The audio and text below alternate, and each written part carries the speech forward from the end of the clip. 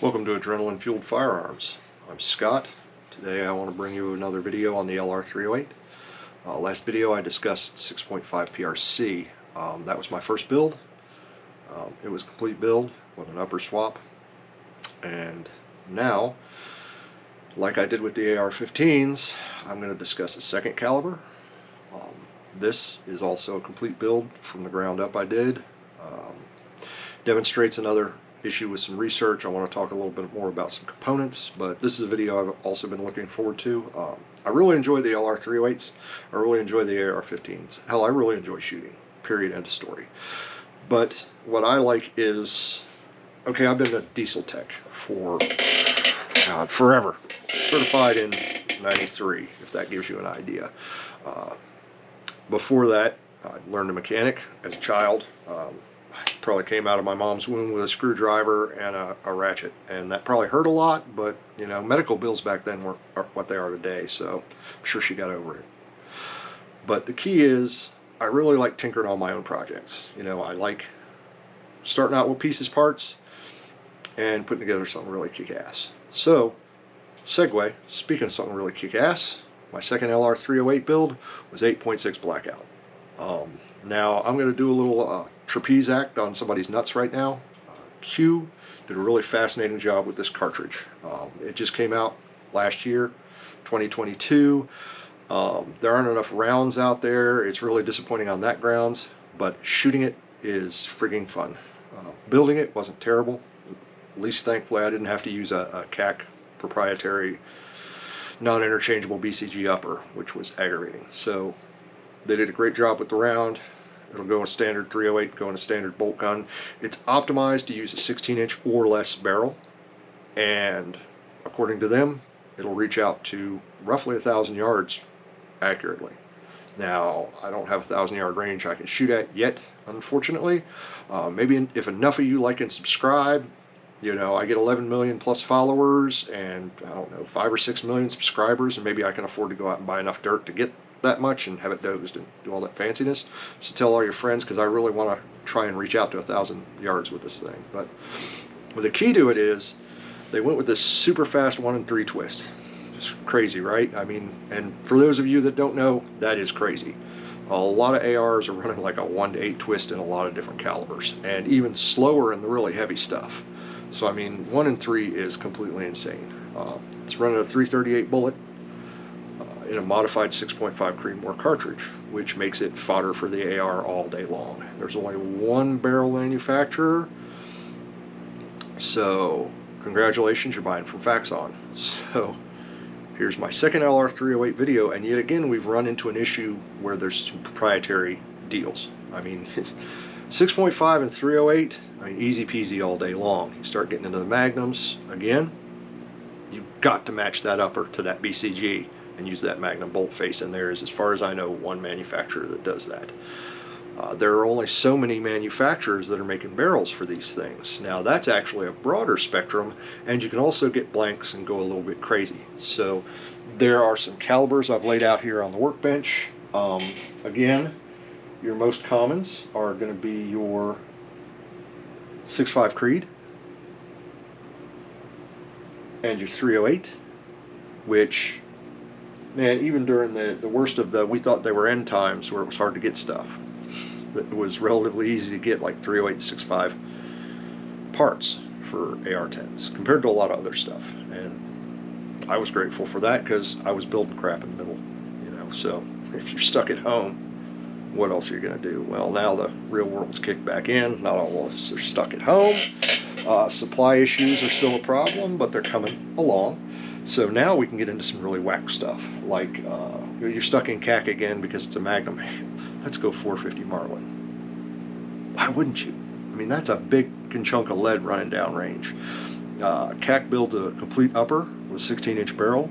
Good luck catching one in stock. I've had it on Notify Me for 14 months. Do you guys want to sell me a barrel or a complete upper or something, or just don't want my money? Cool, we'll go that route. Did my 6.5 PRC. 6.5 PRC, Merry Christmas. Wow, glorious round. And the one I've been talking about because, you know, I love it. 8.6 black.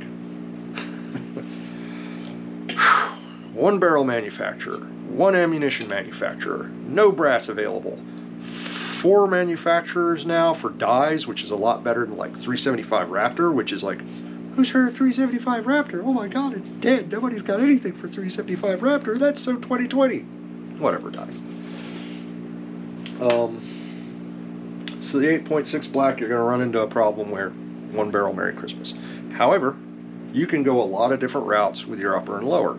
I went with Aero Precision. I went with the enhanced upper and the M5E1 lower, which has a few benefits over their base lower. Costs a little more. Whole project cost me a little more. Hey, remember that $2,000 budget I talked about? Yeah, that's gone. I mean, just black out of there. Right.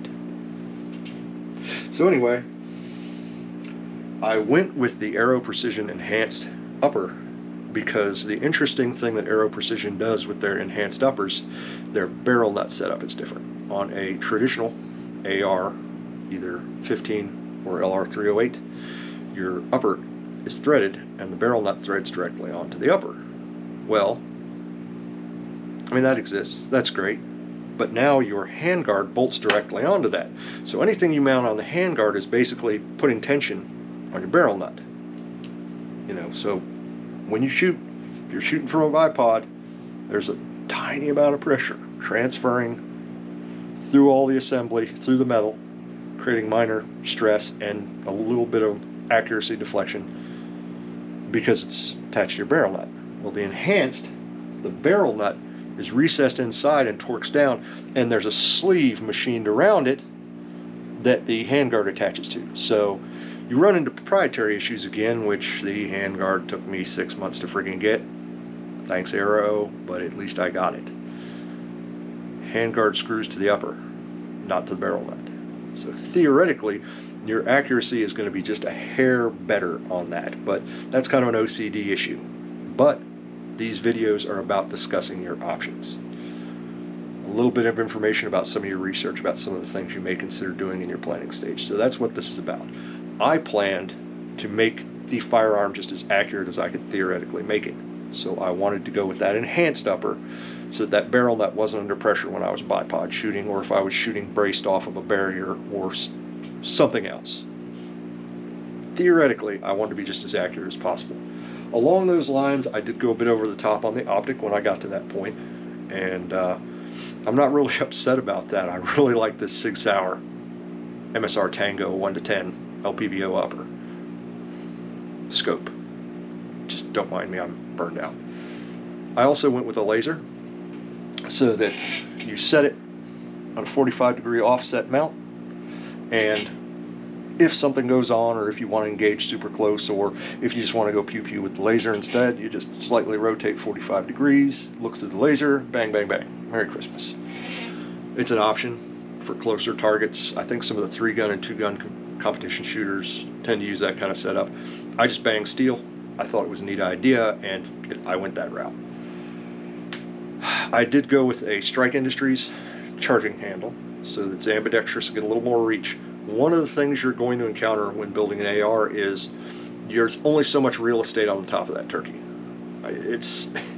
Your optic cannot be attached to the handguard. It will not work out for you, so it has to be attached to the rail on the top of the receiver. So there's only so much real estate on that rail. You also have all kinds of whack stuff, like, you know, if you do that red dot mount, that takes up more real estate. If you want a brass catcher bag from Caldwell or a couple other companies, that takes up some real estate. You start running out of real estate on top of that receiver real effing quick. So things that work around using the real estate there can be a definite bonus, because your optic will tend to come back far enough depending on your eye relief and your length of pull, which is your range here, and your eye relief in the scope, where you get a good focus when you're looking down the scope. That scope may actually be interfering with where your charging handle is, so you're like, I can't get at this thing, how do I do this? This is worse than being a teenager and getting to third base the first time. What am I doing with my fingers? I can't figure it out, oh my god. Relax. with a different non-stock charging handle, non-mil-spec charging handle, something with a little longer tabs or ambidextrous. You get in there with one finger, Merry Christmas, or you can come from the side, hook it in your pinky like I do with this one. I literally reach up on my left hand, hook it with a pinky, and rack it. Merry Christmas. Yet another piece that you need to consider when you build these things, a little extra money. So I went with the arrow lower, went with a rise drop-in trigger, went with a flat face trigger this time, approximately the same price as the curved. Availability may be different because it is a different part. Then the excitement kind of quits because currently I've got a standard mil-spec buffer tube and carbine stock because, well, that's what I got with a variable weight buffer and a standard buffer spring. I am seriously hoping that eventually VLTOR will do one of their 7-position Coolio Wonder setups, buffer tube, stock, whole system for the LR308. However, they do not currently. So, again, your options. The 8.6 blackout fits really nicely in Magpul magazines, so since you have no other magazine options, it's nice to have a round that functions well in the magazines that are available. So I've had a lot of fun shooting this thing, but that'll come later. I actually had quite a bit of fun building it, other than parts availability issues, some lessons learned on the planning and on parts availability and compatibilities. I will do more videos. I will do videos more focused just on your component options. But like I said, this was a video I wanted to get out because I've had a lot of fun with this cartridge, and hopefully this one takes off like gangbusters. Then I'll be able to get ammo maybe, haha, or less ammo.